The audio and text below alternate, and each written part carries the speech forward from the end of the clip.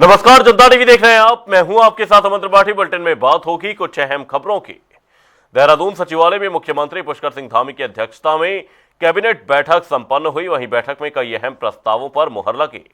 तो वहीं स्वास्थ्य, पर्यटन, परिवहन, चार धाम यात्रा और कुंभ तैयारियों से जुड़े कई अहम प्रस्तावों पर चर्चा भी हुई। साथ ही नर्सिंग भत्तों को लेकर महत्वपूर्ण फैसलों की उम्मीद जताई गई। वहीं बैठक के दौरान ईंधन बचत का संदेश भी दिखा, जहां मुख्यमंत्री छोटे काफिले और मंत्री इलेक्ट्रिक स्कूटी से पहुंचे।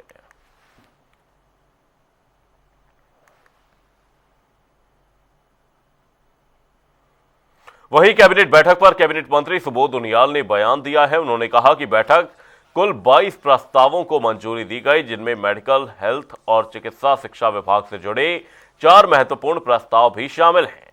साथ ही मंत्री ने कहा कि प्रधानमंत्री नरेंद्र मोदी की ईंधन बचत अपील को देखते हुए सचिवालय कर्मचारियों और सरकारी कार्यालयों को लेकर भी बड़ा निर्णय लिया गया है।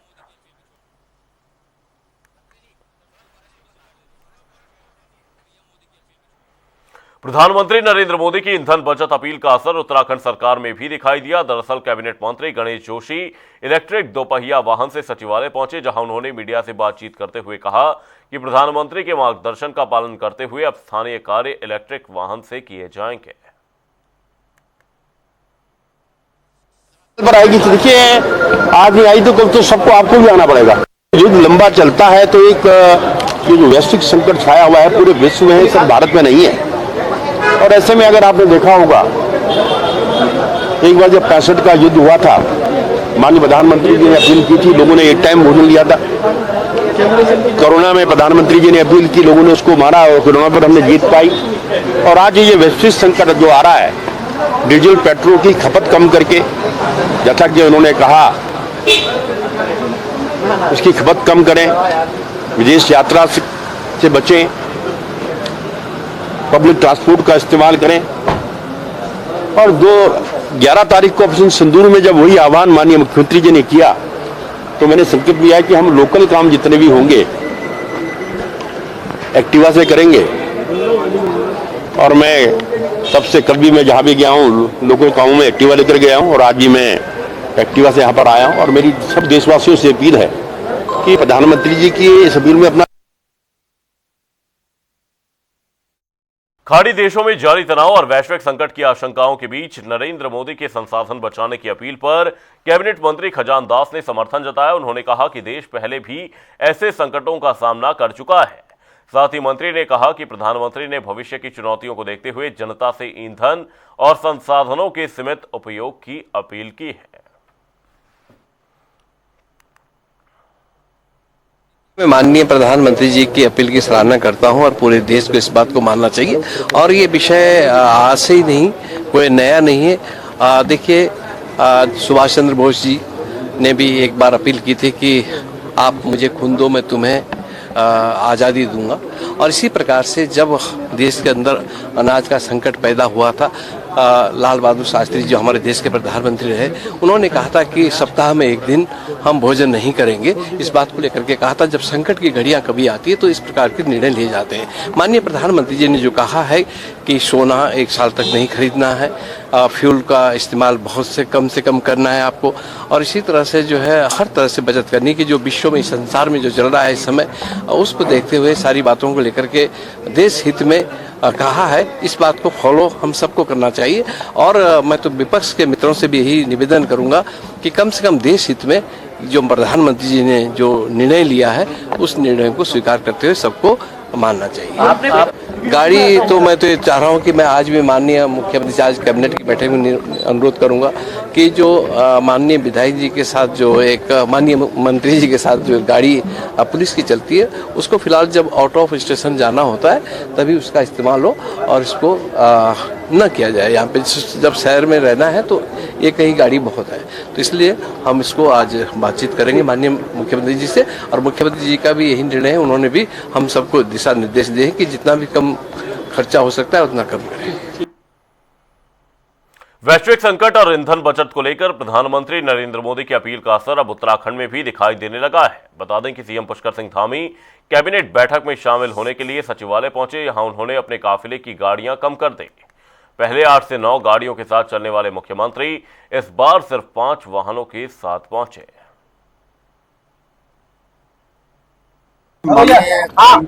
प्रधानमंत्री जी ने जो देशवासियों से अपील की है, उसके क्रम में आज उत्तराखंड के मंत्रिपरिषद में हम सभी लोगों ने तय किया है मंत्रिपरिषद में कि विभिन्न स्तरों पर ऊर्जा की बचत के लिए, उर्वरक के कम से कम उपयोग के लिए जिन स्तर पर भी कटौती हो सकती है, व्यक्तिगत स्तर पर, सरकारी स्तर पर सभी प्रकार के निर्णय लिए गए हैं। उसमें एक SOP बना दी गई है जिससे कि उत्तराखंड राज्य का भी इस राष्ट्रव्यापी और जो इस समय विश्वव्यापी जो एक समस्या बनी है ईंधन की, जो आयात करने की स्थिति हमारे लिए कम से कम हो, हमारे देश के लिए कम से कम हो, उसमें हम सब अपना योगदान देंगे। भारतीय जनता पार्टी ने कांग्रेस पर तीखा हमला बोलते हुए उसके सरकार बनाने के दावों को हास्यास्पद बताया। बता दें कि बीजेपी प्रवक्ता नवीन ठाकुर ने कहा कि बंगाल, बिहार, गुजरात और असम जैसे राज्यों में कांग्रेस का जनाधार खत्म हो चुका है और उत्तराखंड में भी लगातार गिर रहा है। साथ ही उन्होंने कांग्रेस पर चुनाव के समय मंदिर और सनातन की राजनीति करने का आरोप भी लगाया। देखिए, बहुत हास्यास्पद है जब कांग्रेस जो है सरकार बनाने का कहीं दावा करती है। आप देख लीजिए, लगातार जो है जिन जिन प्रदेशों में कांग्रेस की एक बार विदाई हो गई वहां कांग्रेस की वापसी नहीं हुई है। बंगाल में 1972 में विदा हुए थे, आज तक नहीं आ पाए। इस बार 2 सीटें आई हैं कांग्रेस की। बिहार में जो है 50 साल से ज्यादा होने वाले हैं कांग्रेस को विदा हुए। गुजरात में कांग्रेस को विदा हुए 30-32 साल हो गए हैं। उत्तराखंड में 10 साल हो गए हैं। अभी असम में चुनाव हुए, 15 साल जो कांग्रेस विदा है, वहां पे कांग्रेस नाम लेवा नहीं बचा है। ऐसे उत्तराखंड में भी कांग्रेस का नाम लेवा नहीं बचेगा। और ये जो मंदिर मंदिर माथा टेकने का ढोंग कर रहे हैं, ये वही कांग्रेसी है, जनता भूली नहीं।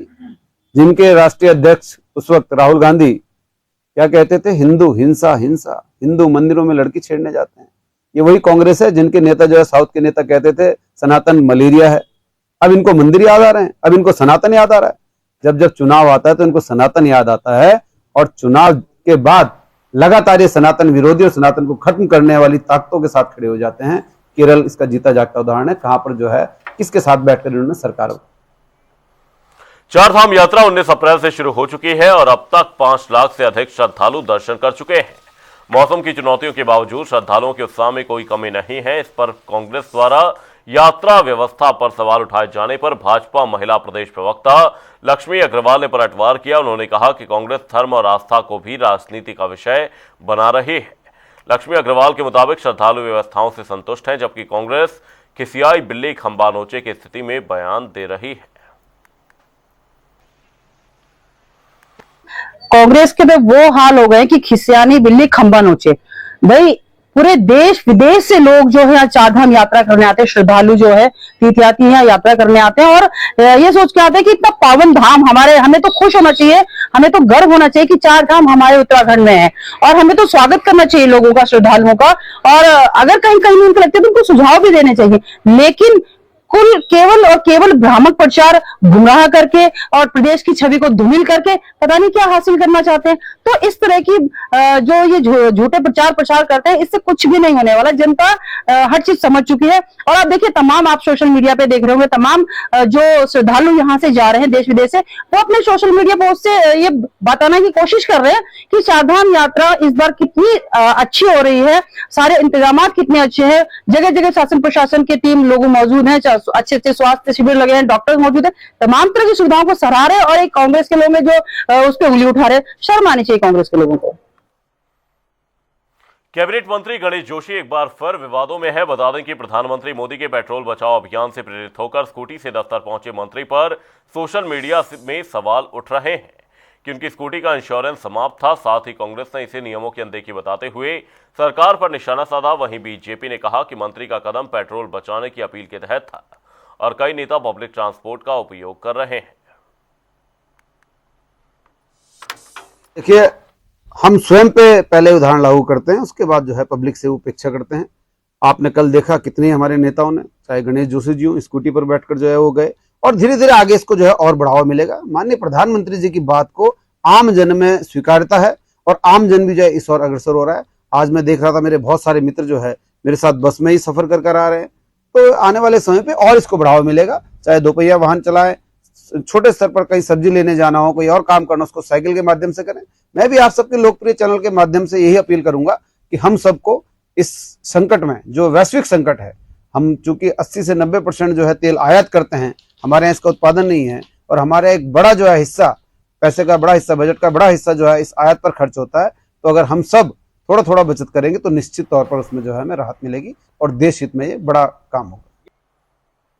उत्तराखंड कांग्रेस प्रवक्ता गरिमा दसौनी ने कैबिनेट मंत्री गणेश जोशी पर तीखा हमला बोला। उन्होंने भाजपा के अंदर हुए सर्वे के आधार पर मंत्री का टिकट कटने की संभावना जताई। साथ ही स्कूटर अभियान को लेकर भी सवाल उठाए और कहा कि प्रचार के लिए किए गए प्रयासों में कई खामियां सामने आई, जिससे मंत्री की किरकिरी हुई है। जोशी उत्तराखंड के काबीना मंत्री, मसूरी के भाजपा के विधायक, सबको पता है कि भाजपा ने एक सर्वे कराया है जिसमें कुछ विधायकों के टिकट कटने वाले हैं। उसमें गणेश जोशी का नाम खासा चर्चाओं में है कि इस बार गणेश जोशी मसूरी से नहीं जीतेंगे। गणेश जोशी एक बात के लिए और बहुत ज्यादा इनफेमस या बदनाम है, वो है बेजुबान घोड़े शक्तिमान को लट से पीटने के लिए देश और दुनिया में बहुत किरकिरी गणेश जोशी की हुई थी। अब गणेश जोशी ने सोचा कि टिकट को कैसे बचाया जाए। भाजपा क्योंकि टिकट काटने जा रही, 5 से 6 विधायकों की बात हो रही है। टिकट बचाने के लिए या मोदी जी की नजरों में हीरो बनने के लिए जो तीतर बने गणेश जोशी और निकल पड़े स्कूटी में प्रधानमंत्री के पेट्रोल डीजल बचत करो आह्वान के बाद, उन्होंने सोचा कि उनका अनुकरण करूंगा तो लाइमलाइट मिलेगी। तमाम पत्रकारों को भी बुलाया अपनी वीडियो बनाने के लिए, लेकिन आप मजाक देखिए कितना बड़ा है कि जिस स्कूटी को वो ट्रैवल कर रहे हैं उसका ना पोल्यूशन सर्टिफिकेट है और ना उसका जो इंश्योरेंस है वो भी एक्सपायर हो चुका है, और पीछे पीछे उनकी फ्लीट चल रही थी मंत्री जी की। तो औचित्य क्या रह गया स्कूटी यूज करने का? चालान कौन भरेगा, ये यक्ष प्रश्न बना हुआ है कि जिस स्कूटी का पोल्यूशन नहीं है, आम जनता के लिए तो यही रूल है कि पोल्यूशन नहीं होता, जिसके पास या जिसका इंश्योरेंस एक्सपायर हो गया होता है उसको चालान भरना पड़ता है। तो हमारे वहां कहावत है कि चौबे जी निकले छब्बे बनने और बनकर आए दूबे। तो जग हंसाई इतनी हुई, उन्होंने सोचा वाहवाही होगी, लाइमलाइट मिलेगी, लेकिन आज राष्ट्रीय न्यूज बन गई है और जमकर ट्रोल भी हो रहे हैं और जमकर किरकिरी हो रही है उत्तराखंड। चारधाम यात्रा को लेकर परिवहन विभाग पूरी तरह से अलर्ट मोड पर है। यात्रा में शामिल सभी कमर्शियल और यात्री वाहनों की सख्त जांच की जा रही है और फिटनेस और दस्तावेजों की जांच के बाद ही ग्रीन कार्ड जारी किया जा रहा है। परिवहन अधिकारी अनीता चंदोला के अनुसार ड्राइवरों को पहाड़ी में सुरक्षित ड्राइविंग का प्रशिक्षण दिया जा रहा है। साथ ही ट्रिप कार्ड अनिवार्य किया गया है, जिससे यात्रियों और मार्ग की पूरी जानकारी दर्ज होती है। जिन वाहनों के ग्रीन कार्ड और ट्रिप कार्ड नहीं बन रहे उन्हें वापस भेजा जा रहा है। व्यवस्था को सुचारू रखने के लिए 9 प्रवर्तन दल भी तैनात किए गए हैं।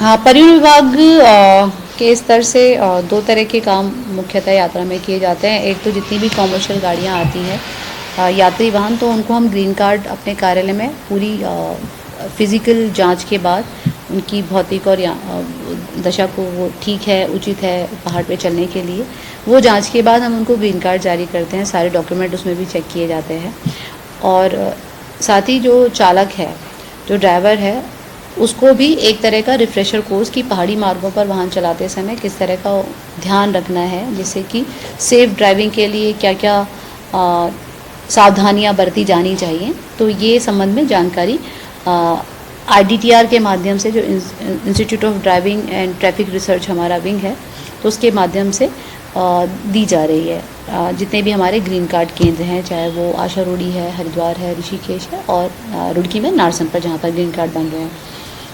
इसके साथ जब वो गाड़ी जा रही है तो उसको ट्रिप कार्ड भी बनाना ज़रूरी होता है, जिसमें कि जितने भी पैसेंजर्स हैं वो पैसेंजर्स के बारे में पूरी सूचना उसमें डिस्प्ले होती है, उसमें लिस्टेड होते हैं सारे पैसेंजर।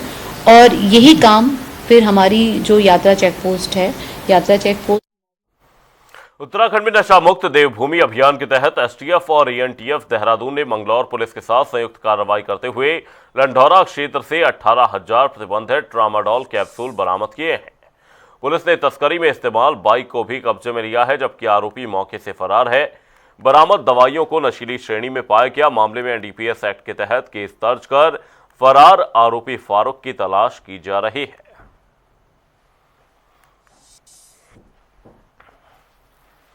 नीट परीक्षा पेपर लीक मामले को लेकर खटीमा में कांग्रेस ने जोरदार प्रदर्शन किया। विधायक भुवन चंद्र कापड़ी के नेतृत्व में कार्यकर्ताओं ने बीजेपी सरकार पर युवाओं के भविष्य से खिलवाड़, नकल माफियाओं से मिलीभगत और प्रशासनिक विफलता का आरोप लगाया। प्रदर्शन के दौरान मुख्य चौक पर बीजेपी सरकार का पुतला दहन किया गया।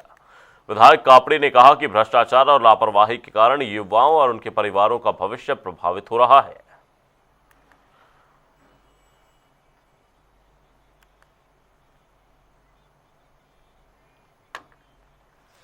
लीक है तभी तो पेपर लीक है। उत्तराखंड, देहरादून से दिल्ली तक जब जब युवाओं के रोजगार की बात होती है, जब जब युवाओं के भविष्य की बात होती है, तब तब पेपर लीक हो जाता है। देश में 22 लाख युवाओं ने नीट की परीक्षा दी और नीट का पेपर लीक हो जाता है भाजपा शासित राज्य राजस्थान से, और सुनने में ही आ रहा है कि अपराधी देहरादून से पकड़ा जाता है।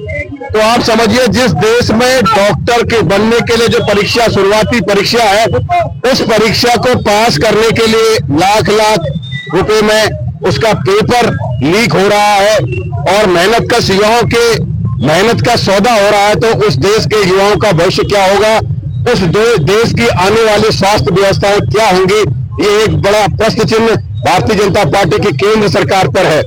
आज जिन 22 लाख युवाओं ने साल भर मेहनत करी, दिन रात उनके माँ बाप ने उन पर मेहनत करी, अपनी गाड़ी कमाई उन पर लगाई, किसी ने अपने घर का सोना गिरवी रखा, किसी ने अपने किसान ने फसल पैदा करी उसको बेचकर उनकी मेहनत कराई, कोई मेहनत मजदूरी करके अपने बच्चों को पढ़ा रहा है। और जब वो पेपर लेकर आता है और बहुत खुश होता है कि इस बार नीट की परीक्षा वो उत्तीर्ण कर लेगा और डॉक्टर बनेगा, और बाहर आकर पता चलता है कि पेपर लीक हो गया है। हरिद्वार के प्रतिबंधित क्षेत्र में ऑनलाइन नॉनवेज डिलीवरी के मामले पर नगर निगम प्रशासन ने सख्ती दिखाई है। संबंध में रैपिडो कंपनी को ईमेल के जरिए चेतावनी जारी की गई। नगर निगम ने स्पष्ट निर्देश दिए कि प्रतिबंधित क्षेत्र में ऐसे उत्पादों की डिलीवरी ना हो और अपने राइडरों को भी नियमों का पालन कराने के निर्देश दिए जाएं। हरिद्वार मांस मदिरा प्रतिबंधित क्षेत्र होने के बावजूद डिलीवरी का मामला सामने आने पर हिंदूवादी संगठनों ने आपत्ति जताई है।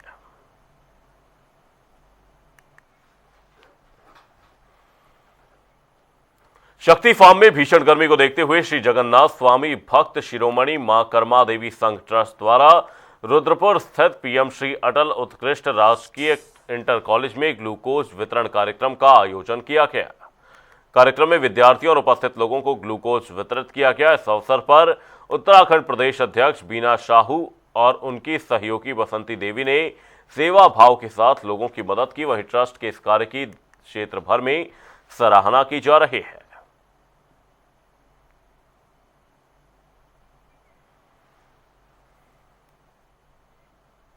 बुलेटिन में फिलहाल के लिए सिर्फ इतना ही। रुकेंगे एक छोटे से ब्रेक के लिए। देखते रहिए जनता टीवी।